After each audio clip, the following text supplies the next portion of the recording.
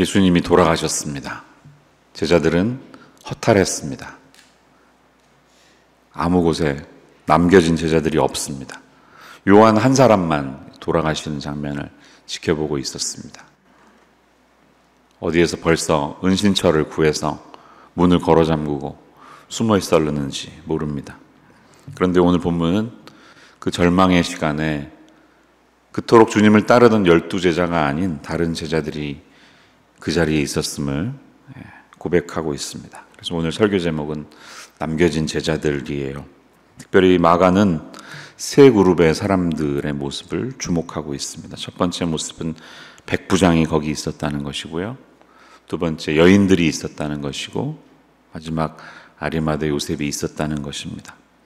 어떻게 보면 이 세 사람이 허탈해져 있는, 주님이 떠나신 것 같은 절망의 시간에도 우리가 삶에서 그런 상황을 느낄 때가 있는데, 그때 어떤 모습으로 서 있어야 하는지, 어떤 제자가 돼야 하는지 가르쳐주고 계신 것 같습니다. 백부장의 모습을 생각해 보겠습니다. 백부장의 특징은 뭘까요? 여기서 무엇을 우리가 발견할 수가 있습니까? 그는 로마 제국의 공무원입니다. 센츄리온, 그러니까 한 100여 명의 부하를 데리고 있으니까 한 상사 정도 보면 될까요? 공무원입니다. 나라의 녹을 받는 사람입니다. 그러니까 예수님하고는 정치적인 이단아, 로마 제국의 질서를 흐트러뜨린 자, 세금을 바치지 않아도 되는 자, 이런 죄목으로 주님 앞에 제국 앞에 몰린 사람에게는 가까이 할 수 없는 존재인데요. 본문이 보여주는 것은 예수님이 돌아가셨던 그 순간에 제일 처음으로 정말 그가 하나님의 아들이었다 고백했던 사람은 바로 이 백부장이었다는 것입니다. 그가 이전에 신앙이 있었는지 없었는지 우리는 알 수 없습니다. 그러나 십자가에 달리시는 순간부터 돌아가시는 순간을 가장 누구보다 가까이 지켜본 사람으로서 그 돌아가시는 순간의 모습과 주님의 인격과 하신 말씀을 통해 백부장은 뭐가 온 거예요. 마음에 뭐가 온 것이고 그것이 그의 신앙 고백으로 나타났다. 이렇게 볼 수가 있습니다. 어떤 사람은 그가 이렇게 고백한 것이 어떤 이유일까? 성소 휘장이 위에서 아래에서 찢어졌기 때문이다. 이렇게 말씀한 분도 있는데요. 그렇지 않습니다. 지금 이 돌아가시는 장면이 TV로 중계되고 있는 것도 아니고요. 유튜브 라이브도 있는 것이 아닙니다. 성전이 있는 곳과 골고다는 거리의 차이가 있습니다. 백부장은 이 사형을 집행한 사람, 또 지켜본 사람이기 때문에 성전에서 무슨 일이 일어났는지 알지 못했을 것입니다. 이것은 마가가 나중에 전체 이야기를 정리하면서 적었을 뿐이죠. 그러니까 백부장은 오로지 예수님의 돌아가시는 장면 하나만을 보고 신앙의 고백을 했다는 것입니다. 또 중요한 사실은 마가복음 전체를 놓고 보면 예수님이 하나님의 아들이시다고 고백했던 첫 번째 사람이 누구였을까요? 마가복음 전체에서 바로 백부장이었다는 거예요. 놀랍지 않습니까? 이 마지막 순간까지 적어도 사람이 예수는 하나님의 아들이다 고백한 적은 없었다는 겁니다. 총 4번이 나오는데요. 마가복음에서 처음 표제어 1장 1절에서 나옵니다. 그리고 예수님이 세례를 받고 요단강에서 올라오실 때 1장 11절에서 나옵니다. 이건 하나님의 음성이었죠. 이는 내 사랑하는 아들이요. 그 다음에 9장 7절에서 변화산에서 예수님이 변화된 모습에서 하나님의 음성을 통해 또 하나님의 아들이라고 말씀하세요. 마지막은 이 백부장의 고백이에요. 그게 유일한 사람이 고백한 것이었습니다. 물론 귀신의 고백도 있었습니다. 귀신들이 하나님의 아들이시다라고 3장에 고백하는데요. 사람 가운데 예수를 하나님의 아들이라고 고백한 사람은 백부장 한 사람뿐이었다는 것입니다. 이게 우리에게 주는 메시지입니다. 오히려 종교 지도자들은요, 조금 앞에 14장 61절 62절에 보면 네가 정말 찬송받으실 하나님의 아들 그리스도이시냐? 라는 이야기를 들으면서 막 놀라고 거부하고 거절합니다. 그런데 전혀 예수를 따르는 것과 관계없을 것 같은 로마 제국의 녹을 받아먹고 사는 그 사람은 예수님이 달리신 모습을 보면서 그야말로 진짜 하나님의 아들이다, 이렇게 고백하는 것이 나타나는 겁니다. 이것을 우리 제자도에서 어떻게 적용할 수 있을까요? 그럼 신앙의 출발은 온전한 신앙 고백에서 출발합니다. 그리스도는 당신에게 누구이십니까? 고난주간을 보내면서 다시 한번 예수님이 나에게 어떤 분이신지 정리해 보시기 바랍니다. 복음을 들었을 때 우리는 즉각적으로 반응해야 합니다. 물론 영접하거나 반응하지 않을 이유가 굉장히 많습니다. 저희는 유교 집안입니다. 제가 장손입니다. 제사를 치러야 해서요. 한국 돌아가면 하겠습니다. 주말에 너무 제가 골프 치느라 바빠서 교회 다닐 시간이 없습니다. 그거 말고 그런 것들은 다 신앙인이 된 이후의 결단이고요, 이후의 삶이고, 예수님을 만났다면, 복음을 들었다면, 그분을 경험했다면, 가깝게 대면했다면 우리는 고백에서 시작해야 되는 거예요. 백부장은 그 몇 시간 동안의 짧은 순간 예수님의 어떤 이게 묻어 나왔을 거 아니에요. 어제 우리가 가상칠언을 잠시 훑어봤는데 그 모습 자체를 보면서, 특별히 마지막에 큰 소리를 지르시고 돌아가셨는데요, 보통 죽기 직전에 있는 사람들은 그렇게 하지 않습니다. 그냥 막 헐떡이다가 그냥 호흡 하나 건사하기 힘들다가 죽어가죠. 근데 돌아가신 후에 빌라도도 놀래잖아요. 아니 왜 이렇게 빨리 죽었지? 44절 보니까 그러잖아요. 오래 사는 사람은 3일씩 매달려 있다가 죽는데 마치 예수님은 자기의 운명을 자기가 컨트롤하는 듯이, 그렇게 내 생명도 내가 주관한다 하듯이 결단 끝에 큰 소리를 지르시면서 다 이루었다, 혹은 아버지 내 영혼을 주님께 맡깁니다, 뭐라고 소리 질렀는지 모르지만 그 장면을 통해 백부장은 마음에 꽉 온 것이죠. 돌아가시는 모습을 보면서도 주님 앞에 돌아오는 사람이 있습니다.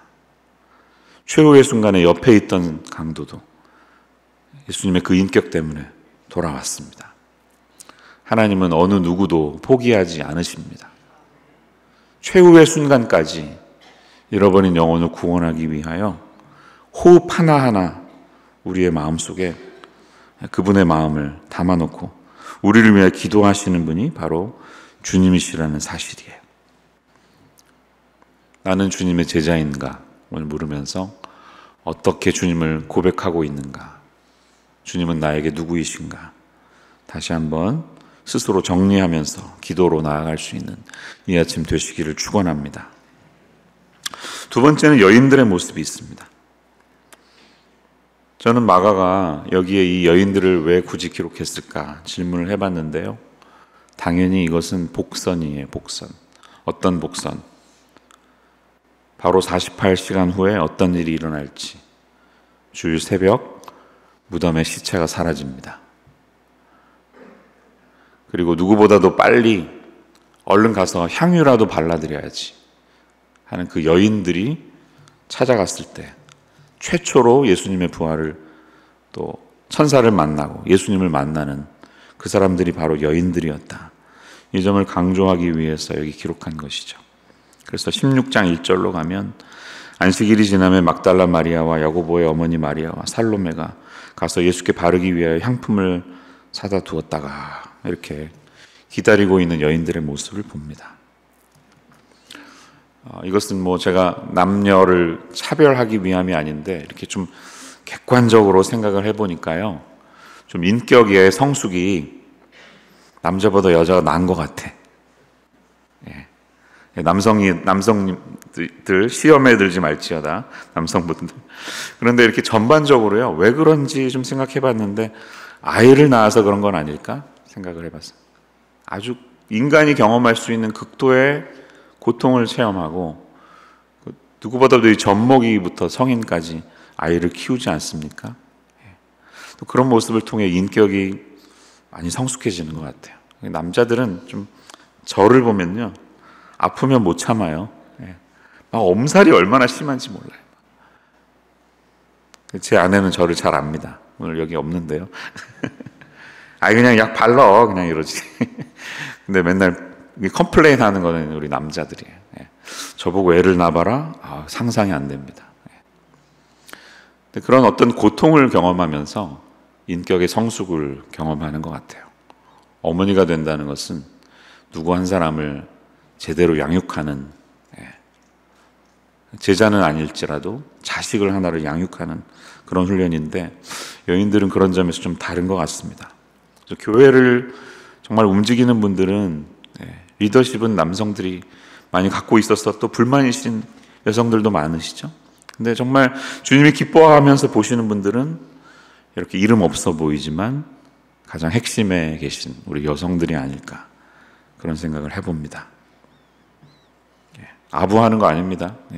여성 예배도 아닌데. 근데 오늘 본문은 그런 모습을 보여주고 있어요. 또 특별히 이 마가가 예수님이 돌아가실 때 여인들이 있었고, 남자들은 다 도망갔어요. 여인들이 있었고 부활의 현장에 여인들이 갔다. 그들이 최초의 목격자였다. 는 것을 강조하는 것은 이제 새로운 세상이 온다는 것을 또 보여주기도 합니다. 우리가 잘 알듯이 당시의 여인들은 법정의 증인으로 설 수도 없는 존재였고요. 인정이 안 되는 거예요. 여인들은 증인 역할을 못해요. 카운트할 때 계산되지도 않았었잖아요. 오병이어 할 때 남자만 계산했잖아요. 얼마나 화가 나요. 그런데 이제 예수님은 특별히 누가복음을 읽어보시면 여인들과 많은 시간을 보내시면서 여인들의 이야기가 많이 들어가 있습니다. 이 새로운 하나님의 나라는 지금 우리가 비록 로마 제국이라는 이 관습 속에 살아가지만 완전히 혁명적인 새로운 세상이 찾아온다.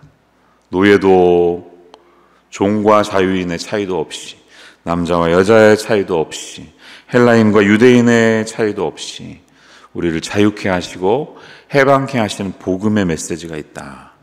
이 사실을 보여주고 있습니다. 사실 어떤 이 복음서가 인간의 생각으로 조작을 해서 기록한 기록이라면 이 여인들의 이야기를 뺐을 겁니다. 생각해 보십시오. 부활의 첫 번째 증인이 어떤 권위 있는 남자가 아니라 여성들이었다는 사실이 정말 사실이라면 인간적인 생각으로는 지워야 했을 것입니다. 왜? 그래야지 설득력이 있으니까. 증인으로도 설 수 없는 존재가 여인들이었는데 바로 여인들이야말로 예수님의 죽음과 부활을 지켜본 사람이었다. 이런 것들을 강조하고 있는 마가를 통해 우리가 무엇을 경험할 수가 있습니까? 심지어는요, 마가복음의 마지막은 여인들의 모습에서 끝나요. 마가복음 16장 9절에서 20절 내용을 보시면 조금 이제 저같이 좋은 성경을 가지고 있는 분들을 보시면 브래켓이 있습니다. 이게 보이시나요? 9절에서 20절 브래켓이 있어요. 이건 무슨 뜻이에요? 어떤 사본에는 이 내용이 없다는 거예요. 그리고 오래된 사본이 더 8절에서 끝났을 가능성이 많아요. 그러니까 어떤 학자들은 9절에서 20절을 추가로 나중에 어디션으로 들어간 거로 본다는 것이죠. 만약에 그렇다면 마가복음의 끝은 8절에서 끝납니다. 여자들이 몹시 놀라 떨며 나와 무덤에서 도망하고 무서워하여 아무에게 아무 말도 하지 못하더라. 조금 그렇잖아요. 막 이렇게 승리하고 선포하고 막 이겼다, 빅토리 이러면서 끝내야 되는데 여인들의 이게 도대체 무슨 일이야? 무덤에서 내가 뭘 본 거야? 이렇게 두려워하는 모습에서 끝난다는 것이 좀 그렇잖아요. 근데 마가의 메시지가 거기 있는 거예요. 바로 세상이 관심 두지 않고 비천하게 생각하고 증인으로도 서지 않는 그들이야말로 예수님의 증인이 되었고, 하나님의 나라가 바로 이런 사람들을 주체로, 주인으로, 주인공으로 세우신다. 이런 메시지를 우리에게 주는 것입니다. 마이얼스라고 하는 신학자는 이 부분을 이렇게 해석했습니다. 그의 주석을 인용하면 이 여인들은 이제 제자 이야기의 생명줄이 되었다. 그들은 진정한 제자들이다. 이것이 사회 정통 규범을 뒤집는 마가 이야기의 마지막, 그리고 당시에 매우 조직적인 성 역할을 고려할 때 분명히 가장 급진적인 예가 된다. 이렇게 말하고 있습니다. 이 여인들이야말로 참된 주님의 제자였습니다. 그래서 41절에 나타나는 동사는 따르며 섬기는, 이 단어야말로 제자를 상징하는 가장 핵심적인 구절이 아니겠습니까? 뭐 지위가 어떻든, 내게 포지션이 있던, 리더십이 있던 관계없이 나는 주님을 따르겠다는 겁니다. 나는 주님을 섬기겠다는 것입니다. 그리고 남자들이 다 비겁하게 도망갔던 그 현장에 꿋꿋이 희생의 모습으로 섬기고 그 자리를 지키는 여인들이 있었기에 하나님의 나라는 이어지고요. 지금 교회가 주님의 능력으로 이어지고 있고요. 우리 가정교회도 목자님도 참 소중하지만 우리 목녀님, 부목자님의 헌신이 있기 때문에 목장이 가능케 되지 않습니까? 그런 말씀으로 위로 얻으시고 새 힘을 얻으시는 우리 성도님들 되시기를 축원합니다. 세 번째 제자의 모습은 아리마대 요셉이죠. 우리가 잘 알듯이 그는 공회원입니다. 존경받는 공회원이요, 43절에 말하고 있습니다. 산헤드린 공회원이었다는 뜻이에요. 산헤드린 잘 아시죠? 유대 땅은 이제 총독이 있었지만 일종의 자치구였는데요. 시민법은 로마 법의 지배를 받지만 그 외의 관습법은 다 유대법을 따랐습니다. 종교적인 규율을 인정을 해줬기 때문에 사회생활의 많은 부분이 이 율법에 따라서 움직이잖아요. 그걸 다 인정을 해줬다는 것입니다. 그러면 이 법을 주관하고 다스리는 그룹은 바로 이 산헤드리온이었다는 것이죠. 굉장히 중요한 위치죠. 약 72명 정도 있었다고 알려지고 있는데요. 우리로 치면 상원의원 정도 되는 굉장히 존경받는, 더 이상 올라갈 수 없는 자리에 있는 사람이죠. 근데 본문은 무엇을 보여줍니까? 이제 마태, 마가, 누가, 요한을 다 비교해 보면 그는 이제 자기 신분이 있으니까 차마 내가 예수님의 제자다라고 공개적으로 고백하진 못했습니다. 상원의원 자리도 중요하니까요. 근데 드디어 결단의 시간이 오자 아무도 이 사태를 해결할 사람이 없는데 그가 탁 나서가지고 이제 진짜 정체를 드러내는 거예요. 빌라도한테 간다는 거는 이건 이제 나는 쟤네들 편이야 이거잖아요. 예수 편이야 라는 것을 드러냈다는 거잖아요. 소위 말하는 기득권을 내려놓고 있는 아리마대 사람 요셉을 보고 있죠. 그는 사복음서 모두 좋은 평가를 하고 있습니다. 뭐 하나 꼬투리 잡힐 그런 사람이 아니라는 거죠. 그래서 그냥 그대로 살았으면 죽을 때까지 안정적으로 기득권을 유지하면서 살았을 것입니다. 근데 분명히 아마 이 사건 이후에 그의 인생은 달라졌을 것입니다. 그리고 성경은 그가 역시 예수님의 제자였다 말하고 있습니다. 후에 마가는 베드로로부터 이 이야기를 다 들은 후에, 마가는 2세대잖아요.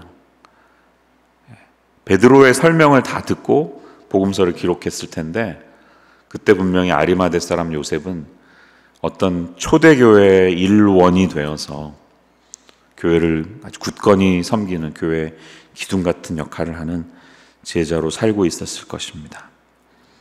이것이 소중한 것이에요. 예수님이 오후 3시경 돌아가셨다면 이제 해가 지면 안식일이 시작되기 때문에 당장에 이 시체를 어떻게 해야 되는 거예요? 신명기에 따르면 시체는 그냥 나무에 매달려 있으면 안 됩니다. 적어도 유대인이라면 빨리 거두어서 매장해야 되는 거예요. 시간이 얼마 남지 않았습니다. 그리고 보통 십자가형을 당한 죄수들은 가장 극형이었기 때문에 그냥 동물과 비슷하게 시체 더미에 던져지거나 아니면 그냥 매달린 채로 내어버려 두어서 나중에 새나 동물들이 뜯어먹어도 어떻게 못할 그런 최하의 취급당하는 극형이었습니다. 우리 하나님의 아들이 어떻게 그렇게 될 수가 있습니까? 메시아가 어떻게 그렇게 죽임당할 수가 있겠습니까? 위기가 온 것입니다. 그때 아리마대 요셉이 아니었다면, 그가 사두었던 바로 근처에 우리 가족의 묘지가 있는데, 세마포는 또 싼 것이 아닙니다. 가장 고급스러운 옷이었습니다. 어느 정도 지위가 있고 돈이 있는 사람이 아니면 이런 것을 해결할 수 없는데 바로 그가 있었기에 예수님께서 안장되셨고 이틀 후에 다시 부활하실 수 있었다는 사실이 얼마나 복됩니까? 그러니까 때로는 결단의 시간에 내 가진 거 쏟아놔야 된다는 것이죠. 그게 제자라는 것이죠. 한국에 들어가시는 성도님들이 좀 많이 계신데요. 한 성도님을 만나게 됐어요. 한국의 직장에 아주 높은 자리로 임원급으로 가시게 돼서 한국에 들어가시게 됐습니다. 그리고 다시 오셨길래 이렇게 방문하셨길래 만나서 이야기를 듣는데 그런 이야기를 하시더라고요. 목사님, 야, 한국 가면 이건 장난이 아니에요. 뭐 상무, 그 VP 정도 되는 사람들은요, 이게 회사에서 일 열심히 한다고 다 되는 게 아니더라고요. 중요하고 아주 결정적인 결정은 술자리에서 이루어지거나 주일날 골프 치면서 이루어진다는 거예요. 그래서 이렇게 미국에서 들어가면 묻는데요. 아, 골프 치세요? 술 하세요? 묻는데요. 그러니까 제가 크리스찬인데 이 두 가지를 안 한다는 것은 굉장히 많은 것을 희생해야 된다는 겁니다. 아주 중요한 이야기 결정들이 이루어질 때 나는 왕따 될 수 있다는 겁니다. 그런데 이제 그것을 감당하는 분들이 있다는 거예요. 자기가 가보니까 둘 다 안 하는데 회사에서 존경받는 사람이 있대요. 아무도 그 사람에게 대해서 뭐라고 안 한다는 거예요. 이게 보통 어려운 게 아니죠. 거의 완벽에 가까운 일을 해내면서 술자리에 안 가고 골프 안 치면서 존경받는다는 거 쉽지 않습니다. 그런데 목사님, 제가 보니까요, 이거는 하려면 확실히 해야지, 처음부터 그거 해야지, 애매하게 하면 안 된다는 거예요. 제가 소주는 안 마시는데 맥주는 하십니다. 이렇게 하면 안 된다는 거죠. 주일은 교회에 가야 되긴 하지만 매주 가야 되는 건 아닙니다. 이런 식으로 하면은 할 수 없다는 거예요. 골프 치면 매주 일요일 날 치기 때문에 교회 못 간대요. 임원들 교회 못 다닌다는 거예요. 주일도 나와서 일하는 회사가 얼마나 많은지 모른다는 거예요. 이게 쉽지 않습니다. 그러니까 아예 처음부터 딱 결단을 하시고 선을 그어야 된다는 것이죠. 그런 모습을 보여주고 있습니다. 정리해 볼까요?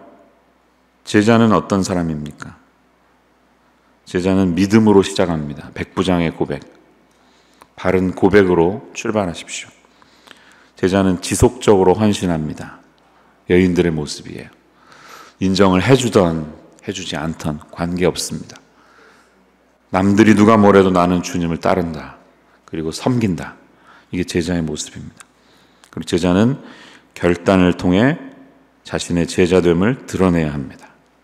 이게 요셉이 우리에게 보여준 모습이에요. 우리는 예수님의 죽음을 목격한 이들이 어떻게 반응했는가를 통해서 우리가 십자가 앞에서 어떻게 살아야 하는지를 오늘 본문은 우리에게 가르쳐주고 있습니다. 제자도의 진짜 모습은 모든 환호와 기적이 사라졌을 때, 무리를 걷는 예수님, 죽은 나사로를 살리시는 예수님 옆에 있었을 때는 얼마나 뿌듯했을까요? 내가 이런 사람을 따르는구나. 그런데 그것이 다 사라졌을 때 고통과 죽음의 자리에서도 그를 따르고 있는가, 여기에서 드러납니다. 기도하겠습니다. 좋으신 하나님, 오늘 우리는 토요일을 삽니다. 우리의 인생의 많은 시간이 바로 토요일과 같은 시간입니다. Friday is gone, but Sunday is coming. It's Saturday. 우리가 예수님의 제자로 살아가는 많은 삶의 부분이 바로 이 토요일과 같은 시간인 것 같습니다.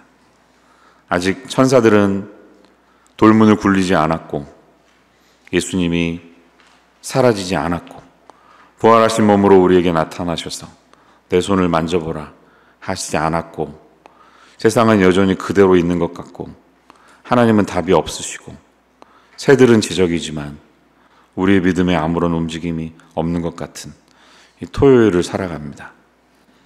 그러나 이 토요일에 자신이 있어야 할 자리를 지키며 온전한 신앙 고백을 하며 결단의 시간에 온전한 결단을 했던 주님의 제자들이 있었기에 하나님의 역사하심이 이루어질 수 있었듯이 오늘 우리에게 이 토요일의 삶을 살아가게 하시는 주님의 신실하심을 믿고 주님을 따르는 주님의 제자들 되기를 원합니다. 매일매일의 삶 속에서 이 토요일의 삶을 살아가는 또 다른 제자들의 모습을 통해 저희들의 삶을 돌아보는 이 시간 되게 도와주시옵소서. 우리 주 예수님의 이름으로 기도합니다.